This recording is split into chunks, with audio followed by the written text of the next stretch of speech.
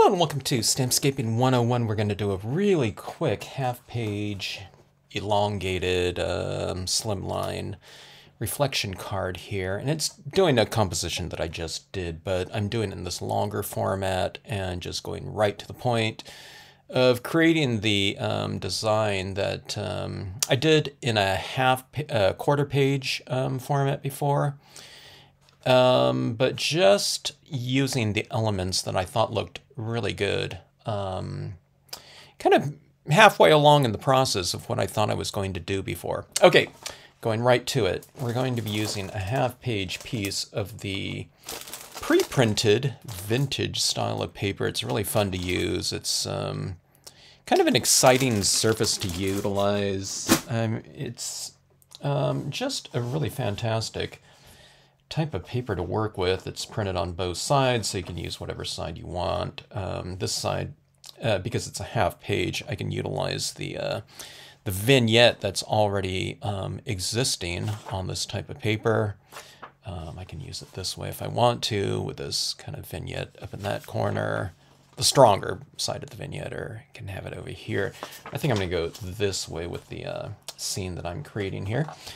Half-page piece of the gold reflective kind of mirrored foil, and our usage of that is going to be very minimal. Actually, this whole composition is going to be fairly minimal with what we're going to be doing with it.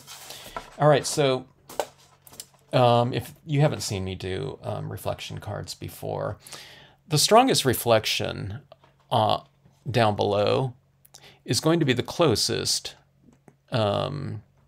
imagery to the foil itself. Does that make sense? So anything right down here is going to be much more distinct than something way up here. You can see my finger like way up here in that reflection area. It gets much more defined the closer we get down here. So my image is going to be kind of in the lower half of this top piece, okay? All right, so pre-printed vinyl, not pre-printed vinyl, but pre-printed paper. It's coated with a printer's ink, okay? Like even this area down here, I mean, you can stamp on there with a dye-based ink, or you can try other types. I just find that the StazOn works, for me, the best of what I've found, because it's very surface-oriented. Maybe a Brilliance pigment ink would work good too, because pigment inks are very surface-oriented, but the StazOn, I don't know, I found it's just, it's very predictable on this surface. Okay, so that being said, I'm using the sedge filler, and I'm kind of making a little bit of a slope with it here, okay? This rounded slope. And that's going to represent this kind of, I don't know, whatever hillside kind of meadow ending in this water side, I don't know, pond down below, okay? Let's see, let's get a little bit more texture down here too. You're overlapping a little bit with your previous impressions, okay? And then what I'm going to do, these reeds are going to be on the lower section, the smaller reeds are going to be on the top section, so I'm going to go like this.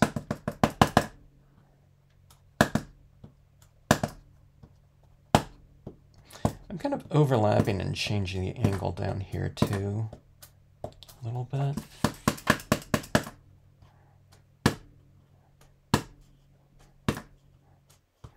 And what this will look like is it's, you know, these reeds, you know, kind of waterside types of,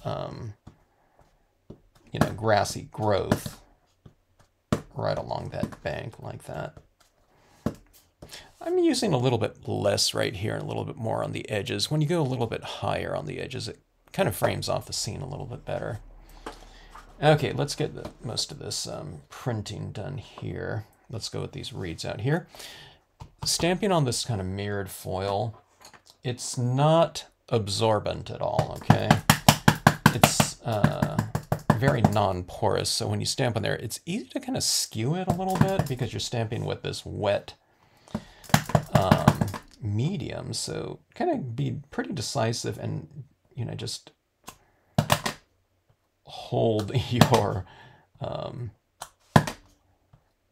impression down like that. Even doing that sometimes I skew it a little bit, especially if I re-ink my pad and I have a lot more ink on this. This one's going really easy. I say that and I might skew it now. But when you stamp it, it means that you kind of move it a little bit if you stamp it like that. Maybe with a stamp positioner, Misty or something like that, you're less prone to do that. But I don't know, I just, doing this kind of freehand like this, it's a little bit more fluid. And I don't know, it's pretty fast. But you use whatever you're comfortable with. If you're doing it just on an acrylic block or something like that with an unmounted version of this, just you know, do it on a little test piece or something like that if you want to kind of get the feel of it. And like I said, it just depends how much ink you have on it. Sometimes you have a little bit more or a lot more, and it's a little bit, you know, wiggly, you know.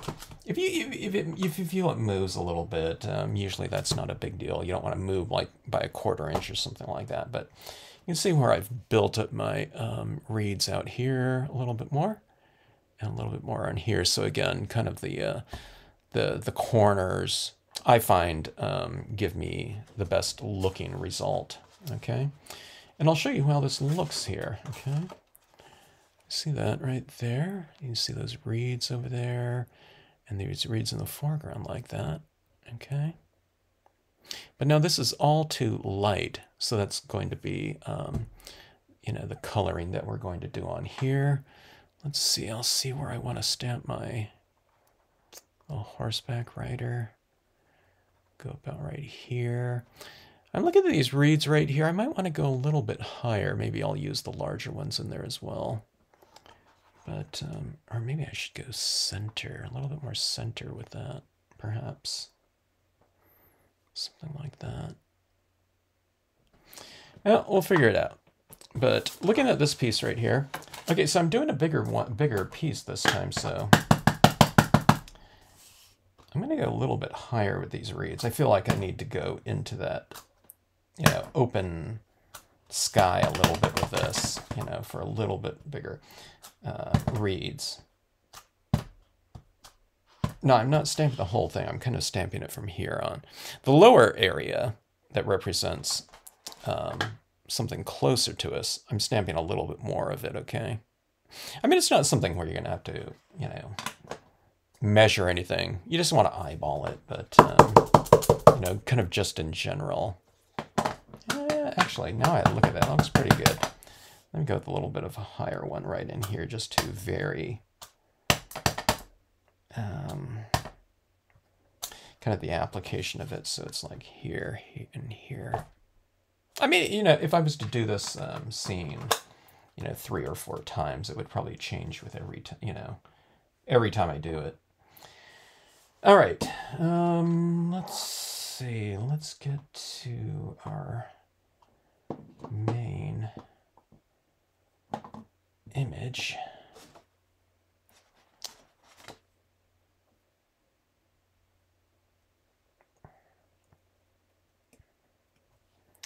And I think right here, so I'll go a little bit left of center.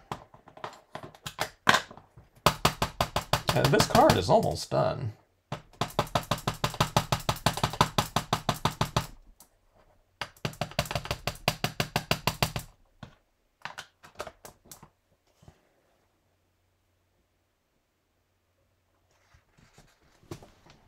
I just felt that I felt that this one had, this composition had a really great kind of emotional quality to it. I usually stamp more things in my scenes, but it was really kind of minimal with just this slope and this kind of lone rider like that.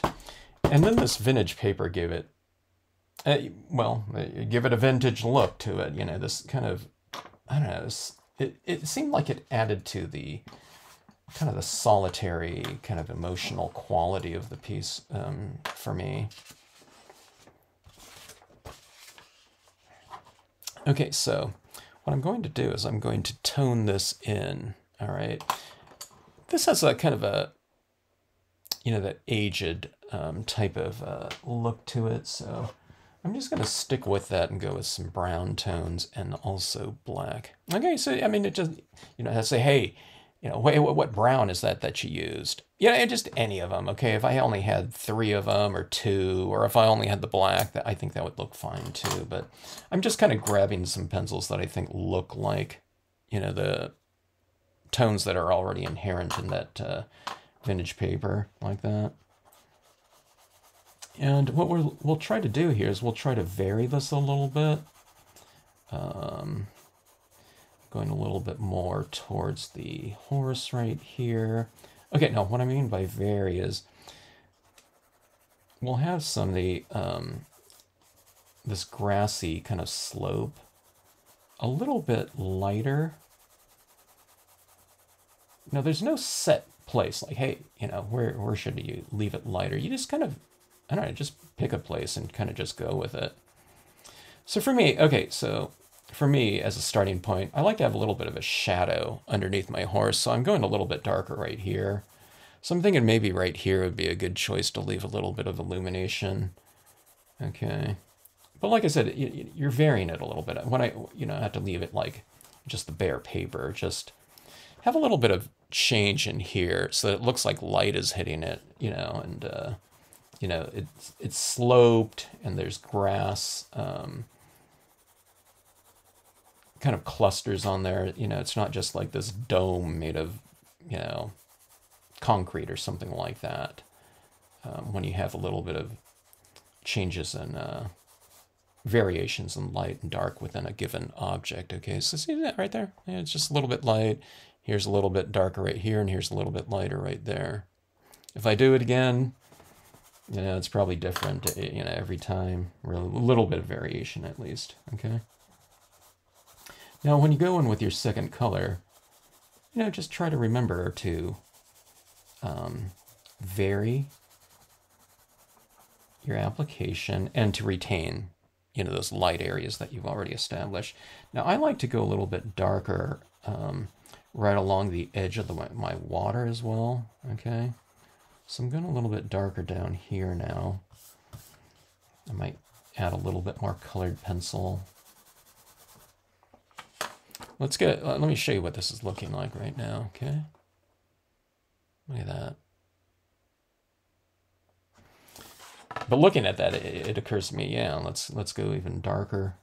Okay, so I'm almost getting to black here.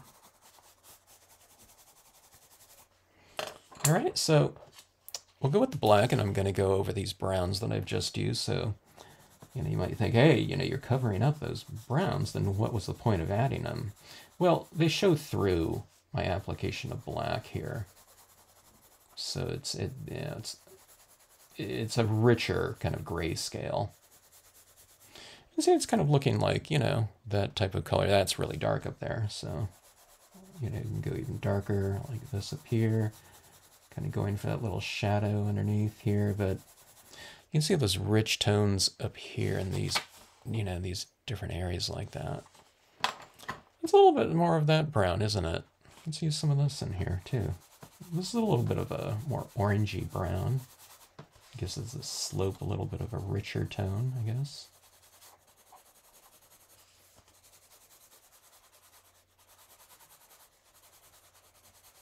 We're kind of going for that, you know, antique print type of look. I don't know if it's a kind of, I don't think they were sepia prints, but you know, just a real aged looking, you know, print. It's kind of grainy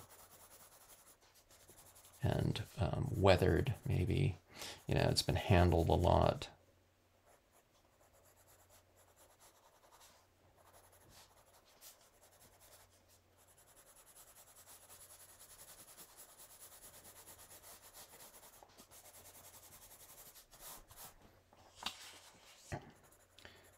A little bit of coloring in this horse too.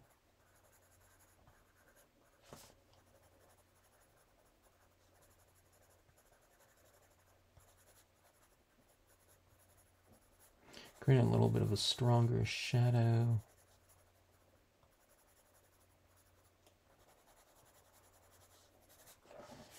Something like that.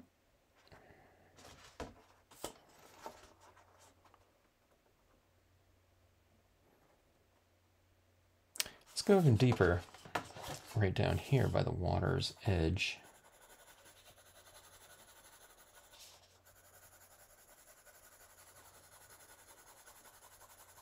You can always go a little bit darker, or, well, you can always go a lot darker. So, you know, kind of get your bearings and take a look and see how, you know, this piece is looking in the context of the reflection.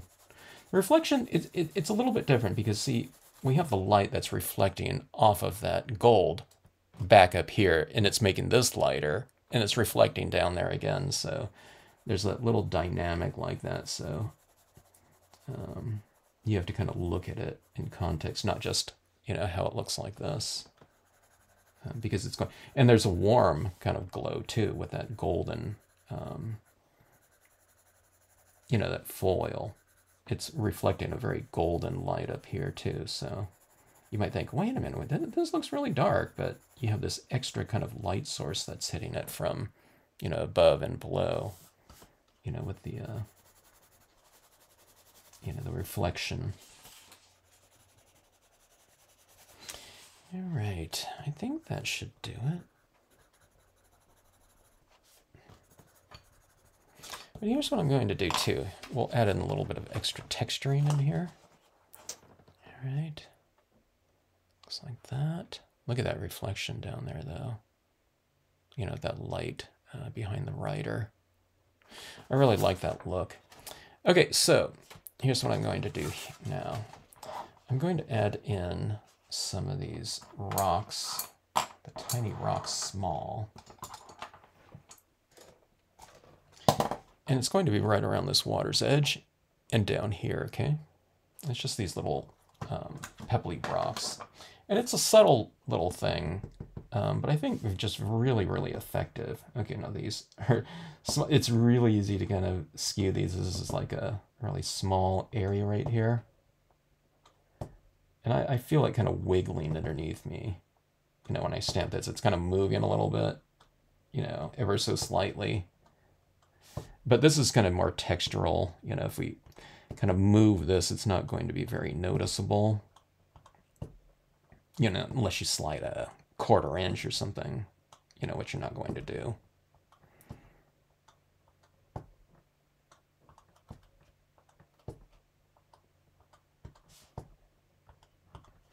Okay, so see I'm kind of adding a little bit more in the corners, the upper left and right corner, just like I do with the framing of the reeds down here, bottom left and right corner. So left and right corners of these types of things. I'll show you what this kind of is going to look like here.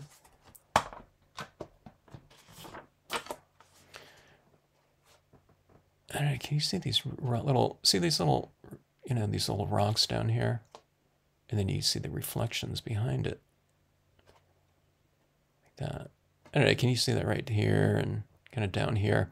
It connects these two areas up a little bit more, having the, kind of that texture in the water. But see now down here in these areas right in here, I'll do the same type of thing. See, it's real reflective right down here, which we want, but we want to give this scene a little bit more dimension in just a really easy manner. I'll be a little bit careful, more careful about my foreground impressions right here.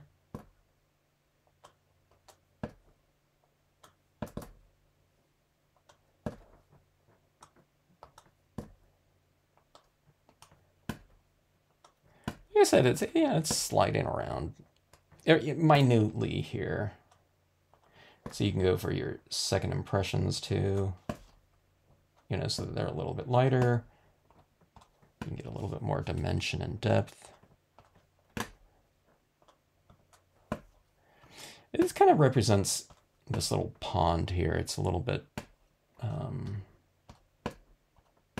shallower in this area down here. It's not some kind of like deep lake or something like that. Okay, so let me see if I get an angle where you can see it a little bit more. Okay, you see all those little rocks down there. And let's take a look at it in context. Like that. See those rocks down there? Look how they look in this reflected area. It creates more parallax, you know, so that when you go like this, you have more things to kind of reflect against the reflection coming from above. So you're creating more dimension. I mean, there's a, you know, you don't want to fill this area up or something like that because you still want the reflection, but you still want a little bit of that. Oh, that, like I said, that parallax going. It's when you move something and this, you know, this area right out here, this area here is moving more, right? I'm going to put a couple more of these rocks. I really like that look. I'm going to go with a couple more up top here. Yeah, maybe I'll add some more even over here. This is a bigger piece than I did last time, so a little bit more texture down below. I tell you what, too, this grassy area right in here, I do like this additional texturing up here. I'm going to go in my grass, and it also kind of shades things a little bit more.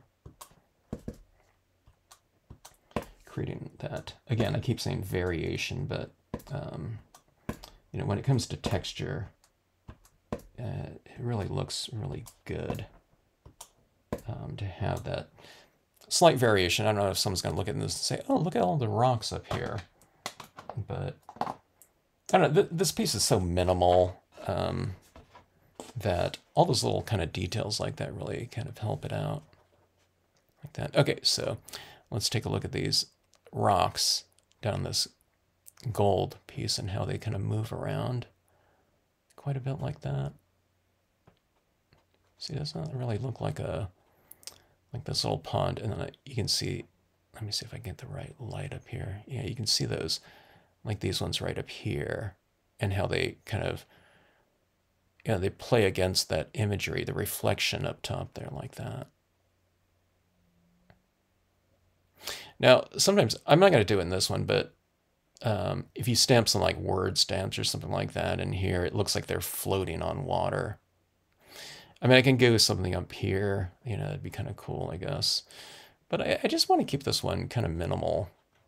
I find it to be this, I don't know, it's just kind of a nice, kind of quiet statement on here. I think I'm going to add a little bit more texture to this piece. Like I said, it's a real kind of minimalistic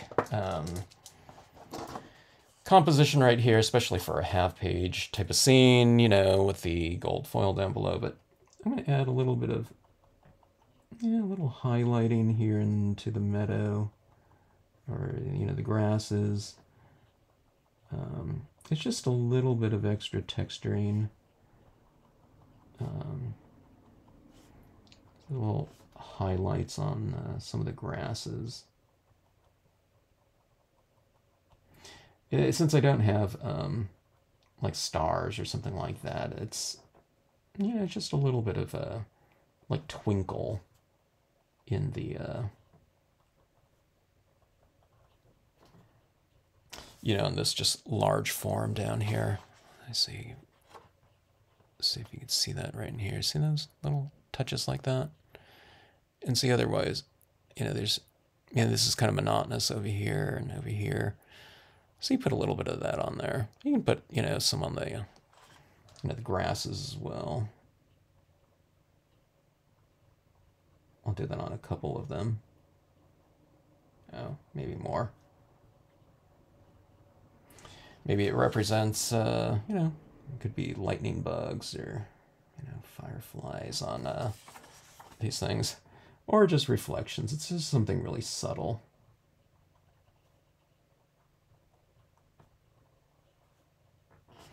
All right.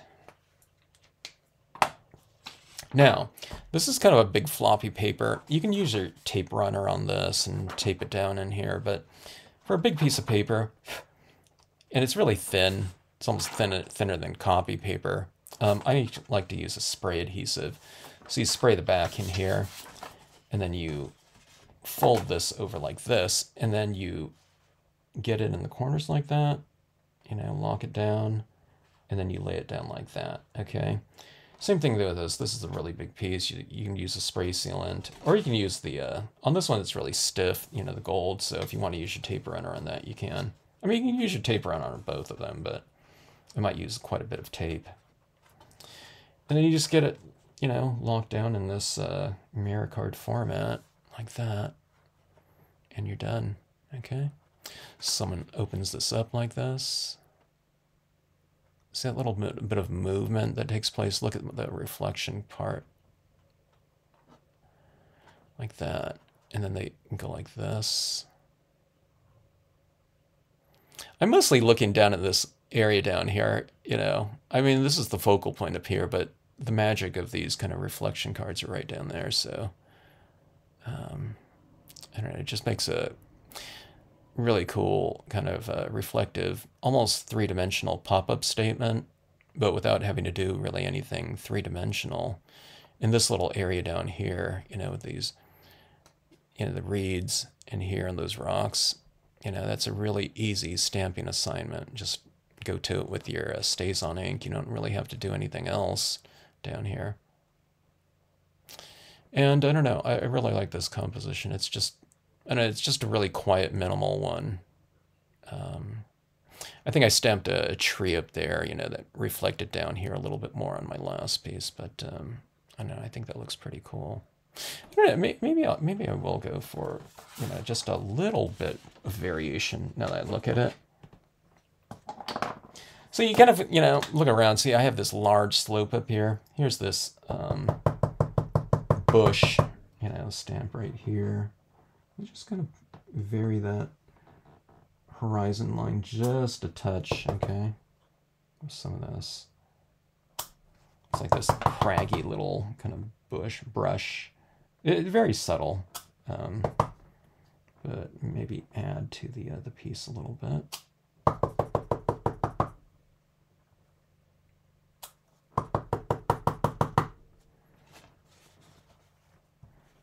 Use the top portion here.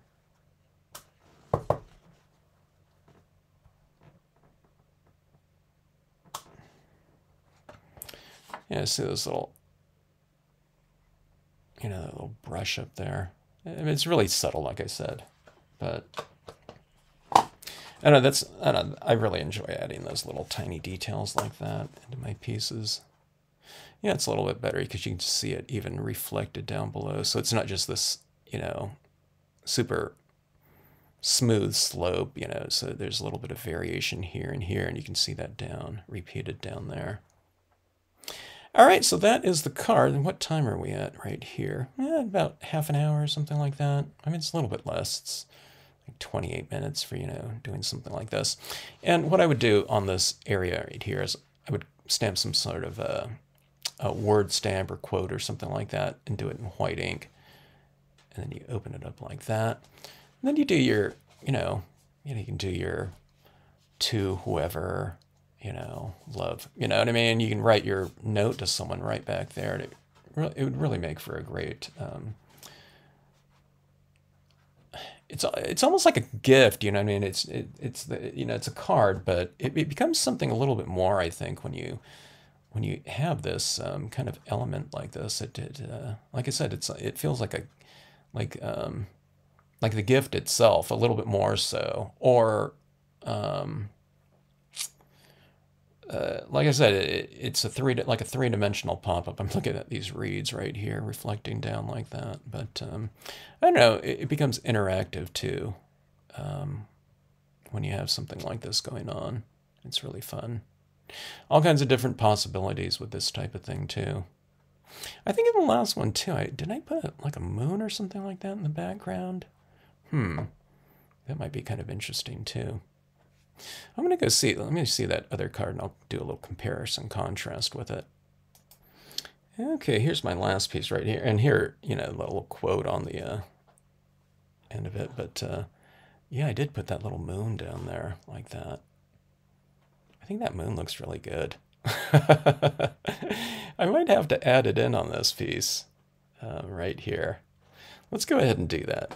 I thought I was done. Okay, I have a 1-inch hole punch right here. Now, ideally, you're going to do this before.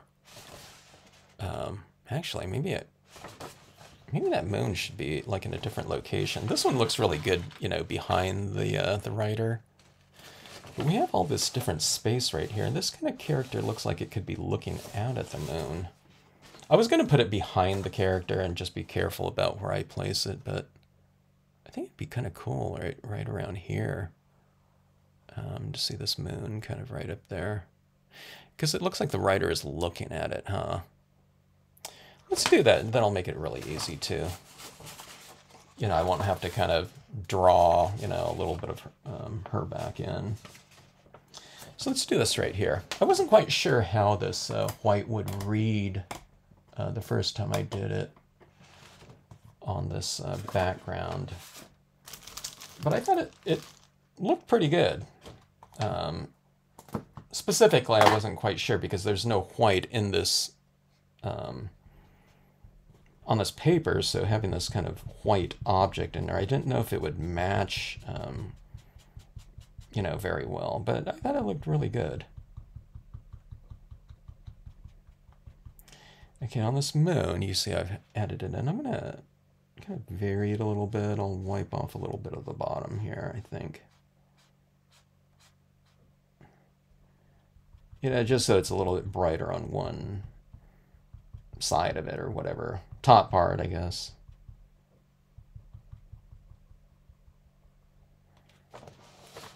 So kind of, that's a little bit too much. I varied it too much. I guess I'm putting it in an area that isn't very dark, so I might need to go full white here. Let me see if I can go a little bit thicker white up top.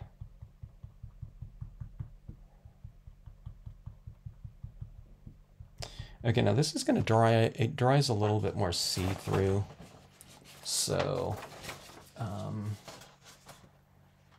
even if it looks like too white, you know, you can let it dry and see what it's going to look like. But I think that looks pretty cool. It looks like a little bit brighter up here, and then it fades out like that. A touch. Let's see what that looks like.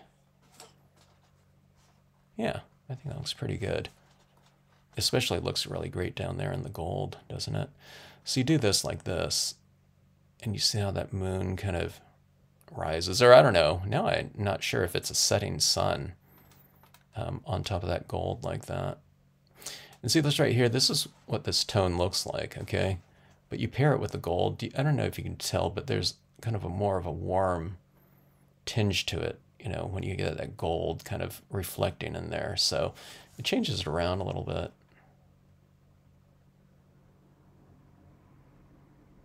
All right, so anyways, that is the scene right there. A half an hour or something like this on this card. I think it's really a pretty dynamic looking piece, and I like I said, I really love the emotional tone of this one. It's just a really quiet piece. Look how that kind of moon kind of reflects against the these reeds down below like this too. You know, when you go like this, see how that moon against those foreground reeds are down here. So we've added another thing to kind of reflect against our foreground elements, giving it, you know, kind of reinforcing that kind of three-dimensional type of spirit on here. There it is against the those little pebbles down below, or those rocks in the water. Okay, so anyways, thanks for watching. Hope you enjoyed the card.